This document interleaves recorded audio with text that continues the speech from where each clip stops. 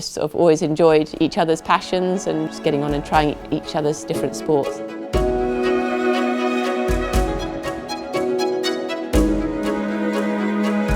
They are the perfect couple for each other, in that it never feels as though you're sort of doing it at the expense of the other person, because we just love doing the same stuff.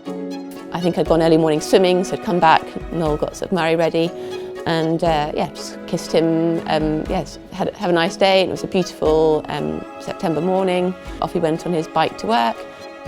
Then I got a phone call from Noel's secretary saying, oh, it's a bit odd, Noel hasn't arrived at work this morning. And I thought, oh, suddenly my sort of blood just went cold, and blue lights came down our drive, and it was just like being in an awful movie. And I just remember as they arrived, I just sort of screaming, I just didn't know what to do. Literally blue lighted to King's, and it was just the worst journey that I kind of almost wanted it just to keep on going, because I didn't want to almost get to the hospital, because I just didn't know what we were going to see there. It was just, I didn't know what I was going to tell Murray, and I just kind of thought, you're just going to tell me it's a broken leg or something. It's not. Your sort of mind's just running wild, and it was as bad as I could possibly imagine.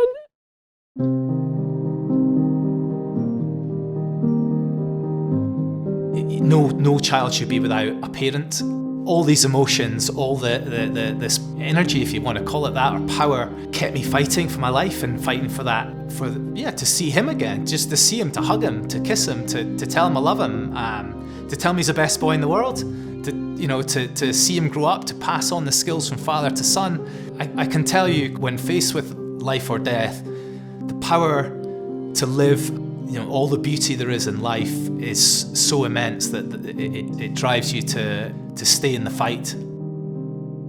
Completely unbeknown to me, a car has crossed from the filter lane and hit me right in the front of their car. And I remember being thrown through the air thinking, I've just been hit. In a very, very short space of time, you have a million thoughts and you very quickly assimilate what's happened, what it means, and then you realise you're fighting for your life. I've looked down and my left leg is at a very obscure angle out there, and my right leg's there, and I can't feel my legs. I'm moving up through my torso, but I can't lift up. And I think the ambulance were called. They were up in the air very quickly, managed to land in a field next to me. But as soon as they arrive, they realise this is seconds. We've got to act immediately.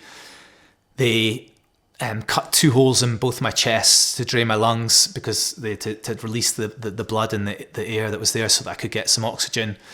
They've given me a general anaesthetic. They then had to lift me up over a 5-bar gate. We land, I get rushed straight down. I'm straight into the emergency theatre. The next thing I remember, I woke up 3.5 weeks later in intensive care, having been in a coma. I had multiple rib injuries, that I had punctured both my lungs, so I had a haemothorax, so drained both my lungs. I had broken my back at T11. Unfortunately, it's obliterated my spinal cord at that point. I've had to have a fixation in my back from T10 to L1, which in sort of layman's terms means I'm paralysed from just below the belly button downwards. And I think when people talk about paralysis, I don't think they fully understand exactly what that means, because that's not just not being able to walk or to stand up, or it also affects your bladder, your bowel, your sexual function, and it's a spinal cord injury is a particularly brutal and cruel injury. And then my leg, my family had to make the very difficult decision about my my leg was basically, I think my foot, my foot was dead. I had blood clots in my leg, and they were worried that the blood clots would travel up my body to my heart, which would kill me.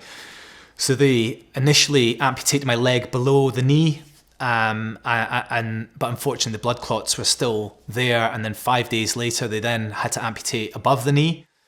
My shoulder was coming out the socket, so I tore out off 3 of the tendons. So I had some major operations. I'm paralysed from the waist down.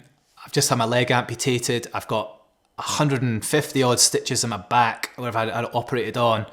I've got another 100 stitches in my leg. I can't move. I've got people next to me who've been stabbed, who's been shot, and I've got police and armed guards with machine guns. I've got a prisoner who's chained to the bed, and I'm finding it really difficult. In that time, and with the help of my family, and also through the legal team, I organised to move up to the Royal Buckinghamshire Hospital, which is a private hospital that deals and specialises in spinal injury. And I spent 7 months in the Royal Buckinghamshire Hospital with a fantastic team up there who really brought me back to life, from being able to just get up in bed to be able to come in home. My brother had that initial conversation with CL Medilaw. Ultimately, what you do is you take every facet of your life and you build up essentially a bottom-up valuation.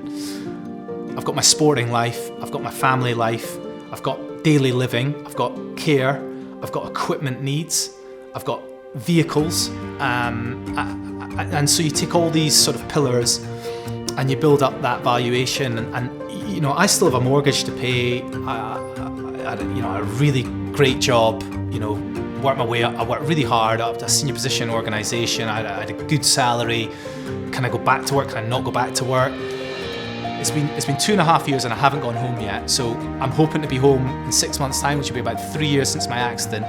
But in that interim time, I need a legal team who's been able to sort out accommodation that I can get into, that's sorted out a lift so that I can integrate again my family. I can be part of that family. I can get my son to bed at night. They can read him a bedtime story. I can do bath time. I live in a cottage and it's beautiful, but it's got a step into every room. It's got a step down in every room. It's quite thin doorways. It got stripped back to 3 outside external walls.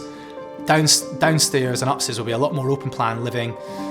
We're going to have a hydro pool, which will help me, 1, with my pain management, and 2, with some swim fitness, which is really important to me and something I did a lot before.